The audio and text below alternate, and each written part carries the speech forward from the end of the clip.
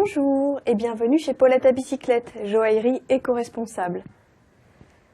Nous allons voir aujourd'hui quels sont les différents types de finitions que l'on peut choisir pour ces alliances quand on décide de les commander auprès d'un joaillier créateur. Je vais vous montrer ainsi les différences entre un fini poli brillant, mat satiné, brossé ou encore sablé. Alors, les deux formes les plus classiques d'alliance sont le demi-jonc, c'est-à-dire que le dessus de la bague est légèrement bombé. La deuxième forme la plus fréquente, c'est le ruban plat, comme ici. Alors une fois que vous avez choisi la forme qui vous convient le mieux, celle qui représente le mieux l'idée de l'alliance que vous vous étiez faite, reste encore à choisir la largeur souhaitée. Ici nous avons un demi-jonc de 2,5 à 3 mm de large et ici un ruban plat de 6 mm. Il n'y a pas que la forme et la largeur de l'anneau qui comptent. Vous avez une multitude d'effets possibles. Je vais vous en montrer les principaux. Sur cette bague ici, le métal a une finition qu'on appelle polybrillant. C'est-à-dire que le métal est bien lisse et brillant.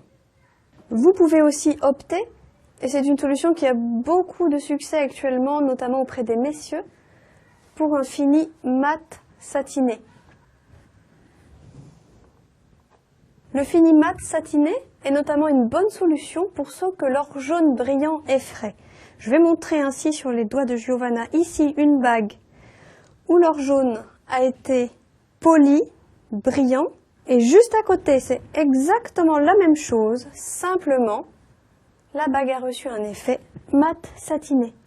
Ainsi satiné, l'or prend un aspect plus doux et plus soyeux. Il existe aussi l'effet que l'on appelle brossé ou strié.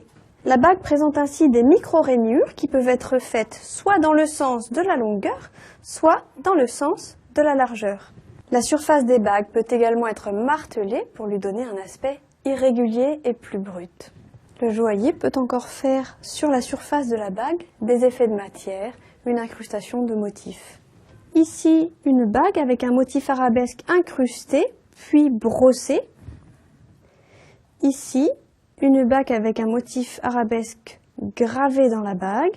Voici donc les principales finitions que l'on peut faire sur des alliances. Vous avez maintenant les clés en main pour combiner entre eux ces effets, concevoir ainsi les alliances de vos rêves et demander ensuite à un joaillier créateur de les réaliser rien que pour vous.